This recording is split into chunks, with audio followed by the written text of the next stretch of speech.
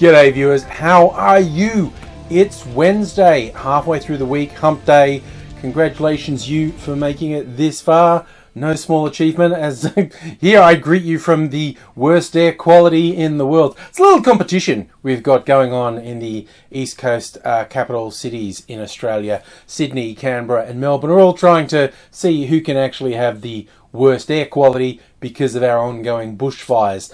Melbourne, late entry to the game, but certainly been coming through strongly in the last week with all sorts of things like you're going to die just from breathing, players at the Australian Open tennis collapsing in coughing fits because of the exertion, something you really shouldn't do in this smoke. But hey, you know, that's just a thing that we have now. And this week, for WAINGAFAT Wednesday, we're going to talk about who am I not giving a fuck about today. I'm going to talk about two people. Normally I only talk about one thing. There's two things, but two people whose stories have popped up in the whole bushfire thing. And they're just shit people.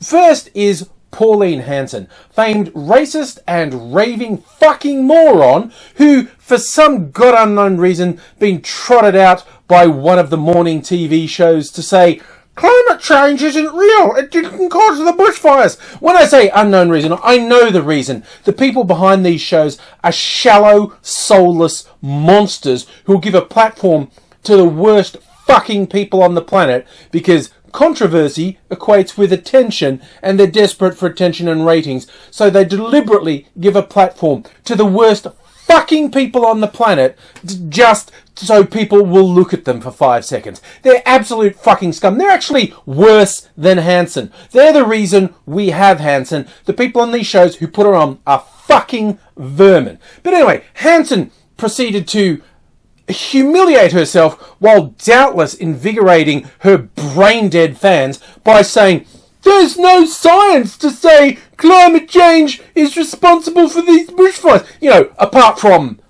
the science, the predictions going back decades that told us exactly this. The climate will worsen, the fire season will start sooner, droughts will be more severe, the fire season will last longer, and the fires during the fire season will be more intense and destructive, and it will turn into a horrible feedback cycle, which is what we're seeing now. Hanson and her similar climate change denying fuckwit cohorts will say, it was ISIS, the climate change didn't light fire. No, you fucking idiot. Climate change didn't light the fire. And she pulls out the other genius move of, oh, they can't even predict the weather. Why did I believe them about the climate?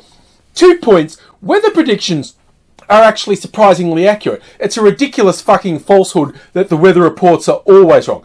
They're not always right, but they're quite accurate the majority of the time. Second, of course, climate and weather are two different things. And because Hanson and her supporters and the other climate change deniers are too fucking stupid to understand the actual science, I'll go with an analogy. We're comparing climate to weather. It's kind of like seeing Hanson clearly having a degenerative brain disease. This onset of this brain just being eaten away by worms or something, that's the equivalent of climate. And see, her mood on a given day to day, that's the weather. You may be able to predict her mood on given days. You can take several indicators. In fact, will she shut the fuck up? Will she be a blathering idiot? Will she be a racist troll? You know, you can find indicators where you could predict her behaviour on a given day. That's the weather.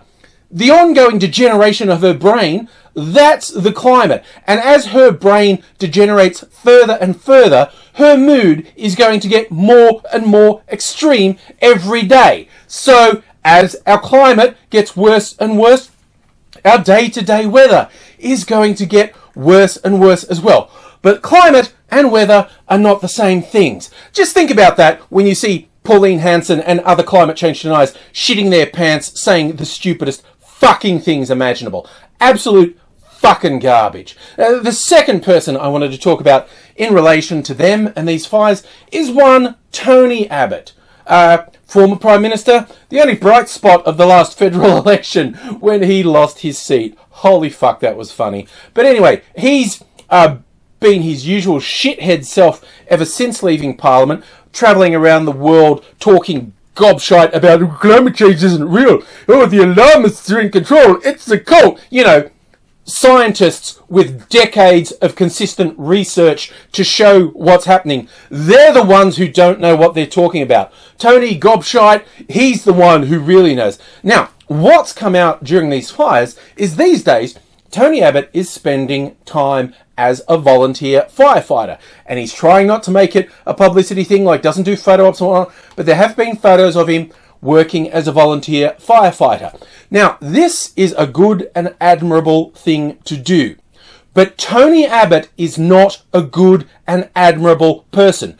Tony Abbott is a vile, disgusting piece of shit. He's a racist, homophobic, misogynist, anti-science fuckwit who's directly responsible for the dismantling of anything vaguely approaching a decent climate policy in Australia. He's a piece of shit, and working as a volunteer firefighter doesn't change that. There are all these people that want to rehabilitate his image because he's fighting fires. Like, yes, the act of working as a volunteer firefighter is a good thing.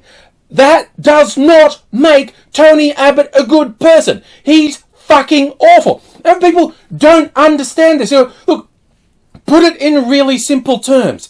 If a child molester became a volunteer firefighter, do you think that makes them a good person? Does the fact they've gone out and fought fires negate the fact they've been raping and murdering children for decades? Unless you're a truly horrible person, I assume your answer to that would be no, they're not a good person. They're a bad person, even though they may have done a good thing in a completely different context to all the bad things they do. They're still a bad person.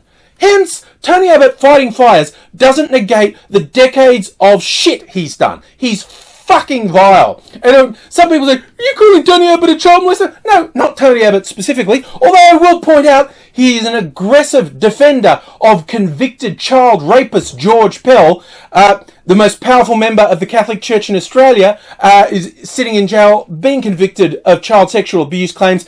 And he has spent his career in an institution rife top to bottom with child sexual abusers, protecting the abusers and making life even more miserable for the victims of these abusers. And we now know he's a child rapist as well. But Tony Abbott is still on his side. So yeah, if you think being one of a huge number of people who work to fight fires negates all of his fucking bullshit, you're really not looking at it very closely. Look, a concrete case. Ted Bundy, famed serial killer. He worked on a suicide prevention hotline. I'm not making this up. This is a real thing. He worked on a suicide prevention hotline and he was good at it. He was very good at making people feel better. It's an awful trait that ended up helping him get victims on his serial killing sprees. But the people who worked with him in this suicide prevention hotline, they said there is no doubt whatsoever he saved people's lives. Does that make him a good person?